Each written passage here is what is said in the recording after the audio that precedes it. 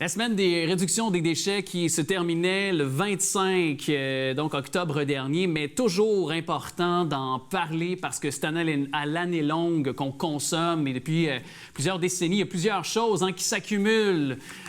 Des objets électroniques désuets, obsolètes dans notre sous-sol, dans notre garage. Et justement, on en parle avec un qui, lui, est devenu un des porte-parole en la matière depuis de nombreuses années. On le voit à Génial depuis maintenant 11 saisons, vulgarisé d'ailleurs le domaine scientifique, puis aussi devenu un porte-parole en la matière pour le fameux « sert plus à rien », mais lui, il sert à pas mal d'affaires. Martin Carly, salut! Salut! Merci d'être avec nous. Bien, merci de l'invitation. Évidemment, c'est donc cette semaine de réduction des déchets qui s'est terminée tout récemment, mais toujours important et pertinent de se parler justement de ce sujet-là. Et les gens, je pense, sous-estiment que ce qui dort dans les profondeurs de la poussière des poêles de chat dans leur sous-sol, ça peut être revalorisé, là. Oui, absolument. En fait, on sait que la grande majorité de la population est au courant de ce programme de recyclage des produits électroniques désuets qui est supervisé par l'ARP Québec, donc l'Association pour le recyclage des produits électroniques du Québec. Mais il y a encore plus de la moitié de la population qui en a de ces sert plus à rien qui dorment à la maison. Donc, même s'ils savent que le programme existe, en passant, le programme il existe toute l'année, c'est pas seulement pendant la semaine de réduction des déchets, ils en gardent chez eux. Donc, effectivement, on a chez nous plein d'objets qui contiennent des ressources qui seraient utiles pour pouvoir fabriquer d'autres produits, qu'ils soient électroniques ou non. Et puis, c'est ça, on a comme une genre de mini-mine à la maison, si on veut, de ressources qui sont intéressantes à l'intérieur. Oui, bien, justement, puis je me permets un petit aparté, parce qu'avant qu'on décline les objets, par exemple, qu'on peut retrouver qui pourraient avoir une seconde vie et être recyclés, par exemple, tu sais, quand le messager qui est toi, il ne sert plus à rien. Ça veut dire que la campagne porte ses fruits. Là. On associe Martin Carly, le visage, le nom, avec le nom de la campagne, avec l'adage, parce que tu as vraiment propulsé ça à un autre niveau. Là.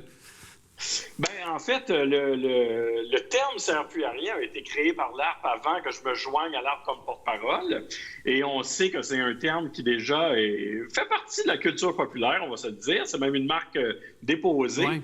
Et mon mandat, depuis que je suis porte-parole à l'ARP, c'est d'expliquer pourquoi c'est important de les recycler, ces appareils-là. Donc, qu'est-ce qu'il y a dans ces appareils-là qui est utile comme ressource, puis qu'est-ce aussi qu'on ne veut pas envoyer dans l'environnement pour pouvoir récupérer tout ça. Ouais. Et ici, éviter, par exemple, que des ressources comme du mercure ou du plomb, par exemple, se retrouvent un peu partout dans l'environnement. On imagine les conséquences. Donc, vraiment, mon mandat, moi, c'est... maintenant que le terme « sert plus à rien », on le connaît, c'est de bien expliquer pourquoi ça sert, justement, de recycler ces appareils-là. Et donc... Ce qu'on peut retrouver chez soi, dans le garage, dans le sous-sol, ce que j'évoquais en prémisse tantôt, est-ce que ça peut aller des vieilles télévisions, vieilles écrans d'ordinateurs, vieux cellulaires, Motorola, Nokia, tout ça? Ou oui, absolument.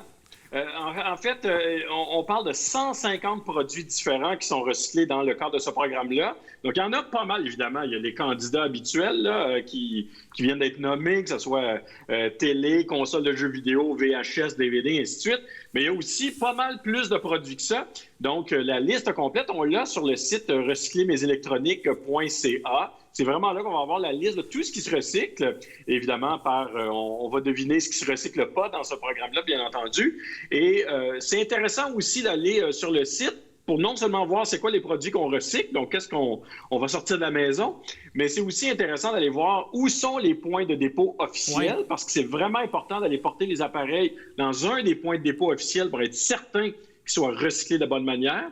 Et finalement, comme on est en pandémie, il y a des règles sanitaires, bien entendu, puis c'est pas toutes les régions du Québec sont au même niveau de règles sanitaires, bien entendu. Ça vaut la peine d'aller sur le site web de l'ARP pour voir nos points de dépôt à nous. Ils sont sûrement ouverts, mais c'est quoi leurs heures d'ouverture? Est-ce que ça a changé par rapport à ce à quoi on est habitué? Donc, quelques petites vérifications à aller faire là, sur le site web de l'ARP. Et je me permets, par exemple, un iPhone comme j'ai ici, qui est assez récent, on va pas le jeter, j'en ai encore de besoin, mais jusqu'à combien de pourcentage, par exemple, sur un appareil comme j'ai celui-là, intelligent, qui peut être revalorisé dans un nouvel appareil, par exemple? Bien, c'est sûr que lorsqu'on fait le recyclage d'un appareil électronique, bien, on va recycler, évidemment, on espère 100 de l'appareil. En fait, on arrive à un taux d'environ 97 de l'appareil qui est recyclé. Bien entendu, le gros de ce qu'on veut faire, c'est évidemment de pouvoir remettre en circulation dans la chaîne de production de toutes sortes de produits les ressources qui ont déjà été extraites du sol et qui n'ont pas perdu de leur propriété. Je vous donne un exemple. L'or, par exemple, est un métal qu'on retrouve dans à peu près tous les circuits électroniques sur la planète. C'est un excellent conducteur électrique, mais c'est aussi un métal qui résiste de façon exceptionnelle à la corrosion. Donc, même des années plus tard, son installation, bien, il est encore aussi utile. Il n'a pas perdu de ses propriétés. Donc, des ressources comme ça, l'or, le cuivre, l'argent, le palladium, et ainsi de suite, on veut les réutiliser. Elles ont déjà été extraites du sol, ces ressources-là. Puis évidemment, bien, dans le recyclage, on va aussi s'occuper de la bonne manière de ressources qui sont toxiques pour l'environnement. Ouais. Donc, comme je mentionnais, le mercure ou le plomb, par exemple. Ouais.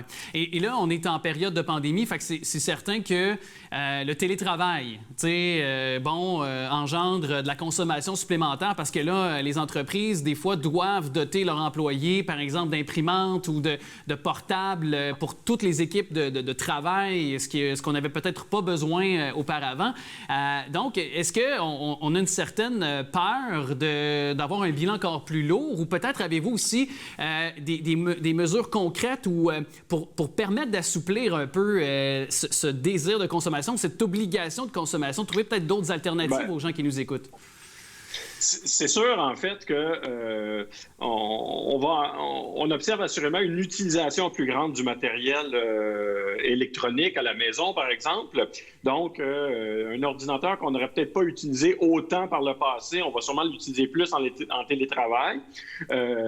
C'est une bonne chose déjà, justement, de profiter de la pandémie pour se poser la question, si on remplace cet ordinateur-là par un autre ordinateur, qu'est-ce qu'on fait avec l'ordinateur qu'on vient de remplacer? C'est un bon moment aussi pour se dire, bien, même si je n'ai pas encore renouvelé mon ordinateur, par exemple, ou ainsi de suite, qu'est-ce que je vais faire quand il sera devenu désuet? Ça va peut-être lui arriver plus vite parce qu'on est en télétravail. Donc, c'est vraiment un bon moment de la pandémie pour réfléchir justement à ce qu'on fait avec les appareils électroniques dans notre environnement, qu'on a à la maison et tout ça. Et en plus, ben là, on a un bonus parce que si on est en télétravail, ça veut aussi dire qu'on est plus souvent à la maison, qu'on est plus longtemps à la maison dans la journée, bien entendu.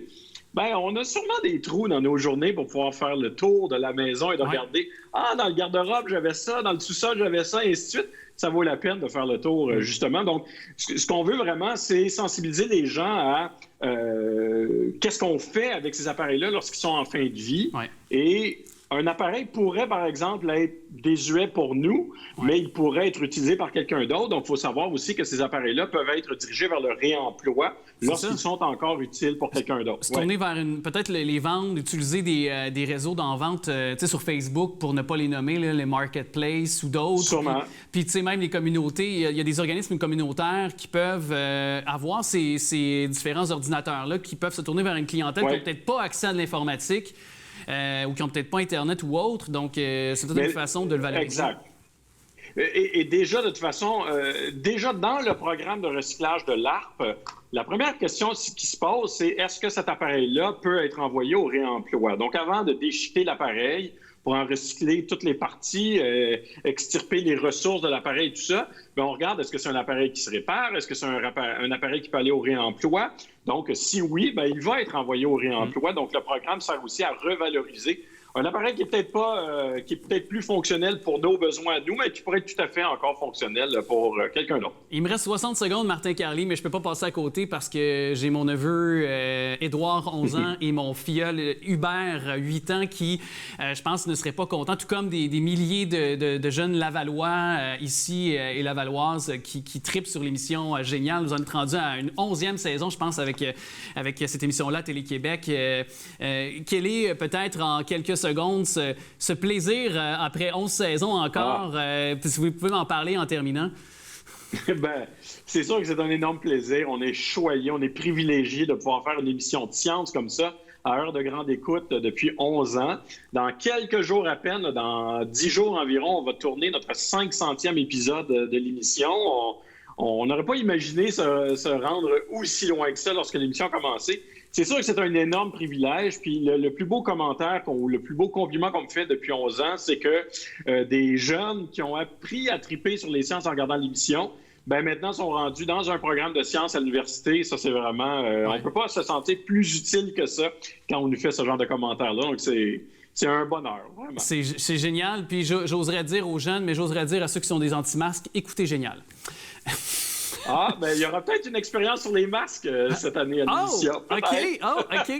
Je retiens ça. Et voilà. On invite les gens aux rendez-vous du mardi au vendredi, notamment sur les ondes de Télé-Québec. C'est dès 11h30 en récidive le samedi, 16h à 18h. Martin Carly, merci de nous avoir parlé. Très intéressant. Tous les liens pour ce qu'on a jasé sont actuellement au bas de l'écran.